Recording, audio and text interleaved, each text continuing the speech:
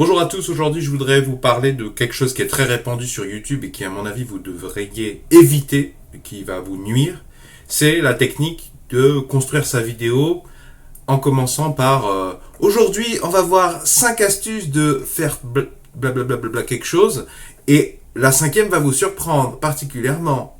Je vous déconseille cette méthode, surtout si vous êtes débutant parce que c'est vraiment une technique qui a été usée et reusé et reusé derrière. C'est vraiment, on vous voit venir avec vos gros sabots à 3 km. Et si vous êtes sur YouTube, c'est pour manifester à des gens intéressés par votre sujet que vous allez leur amener des choses qui les intéressent, des choses positives pour eux.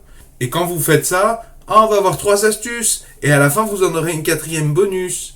Vous vous déconnectez parce que les gens sont pas cons, les gens sont pas dupes, surtout que c'est vraiment une méthode qui a été usée, usée jusqu'à la corde.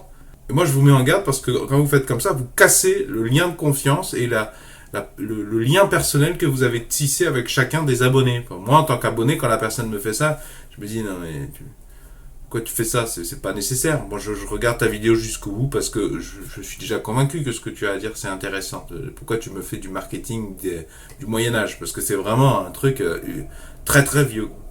Alors, il y a quand même des exceptions. Attention, parce que moi-même, c'est vrai que spontanément, quand on parle, on peut être amené à dire, on peut être amené à évoquer une notion. Et tu dis à ton audience, j'en ai déjà parlé, ou je vais pas le détailler tout de suite, je vais le faire à la fin de la vidéo, ou dans la deuxième partie, ou dans la troisième partie.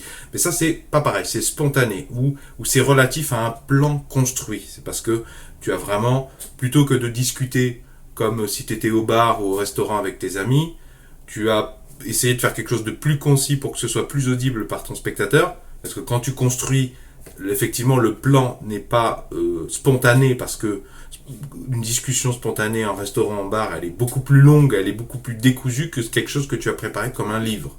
Donc effectivement, si tu annonces un plan, si tu as effectivement plusieurs chapitres, c'est normal que des choses très intéressantes se retrouvent à la fin de la vidéo, mais ça n'est pas créé artificiellement, c'est une déduction logique. Donc dans ces cas-là, c'est normal que tu dises, tu demandes aux personnes de suspendre un petit peu leur attente, de suspendre leur impatience en leur expliquant que tu as construit les choses de manière intelligente avec un chapitre, un sommaire qu'ils trouveront dans la description. Et donc tu vas leur annoncer qu'en deuxièmement tu vas leur parler de ça, troisièmement tu vas parler de ça, quatrièmement tu vas parler de ça. Et donc c'est normal dans ces cas-là, il y a des exceptions.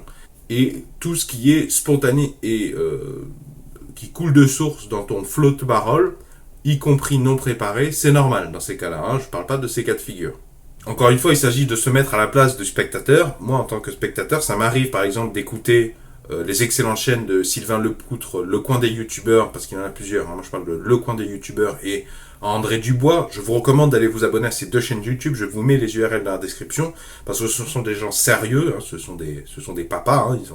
Ils ont pas une vingtaine d'années. Ils ont une expérience. Ils ont un sérieux. Ils essaient de se mobiliser vraiment pour nous apporter des choses de qualité et des choses sur lesquelles ils ont une expérience. C'est pas un gamin de 16 ans ou de 18 ans qui a découvert hier un truc et qui vous fait une vidéo dessus.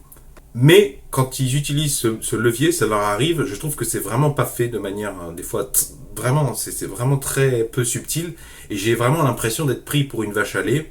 Je sens vraiment que je suis pas dupe, je sais pourquoi les gens font ça, ils font ça pour avoir une fidélisation de l'audience, pour des histoires d'optimisation de courbes et de mesures métriques. Et franchement, je me sens vraiment pris pour un imbécile.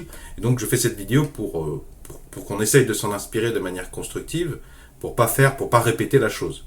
Si vous avez trouvé cette petite parenthèse pertinente, est-ce que vous pouvez mettre un pouce vers le haut, s'il vous plaît? Si vous voulez utiliser YouTube pour faire connaître vos compétences, ou vendre un produit, ou juste partager avec des passionnés sur une thématique qui vous passionne, je vous invite à vous abonner à cette chaîne YouTube. Vont s'afficher à l'écran un rond, un rectangle. Le rond, vous connaissez, vous cliquez dessus, ça vous abonne gratuitement à cette chaîne YouTube. Le rectangle, c'est tous les épisodes précédents que j'ai produits sur cette chaîne YouTube dans l'ordre chronologique. Si vous voulez vous former, je vous invite à les regarder tous, sans exception, à raison de, par exemple, 1, 2, 3 épisodes par jour, c'est tout à fait faisable. Et dans la description, vous trouverez un formulaire d'inscription pour recevoir les prochaines vidéos par mail, si vous préférez, parce qu'il y en a beaucoup d'entre vous qui ne viennent pas spontanément tous les jours sur YouTube, passer des heures à regarder des vidéos, auquel cas c'est plus pertinent de vous envoyer les prochaines vidéos par mail. Vous pouvez vous désinscrire n'importe quand, je garde pas les adresses d'email des gens qui se désinscrivent, je revends ces emails à personne et c'est encadré par la réglementation générale sur la protection des données, évidemment.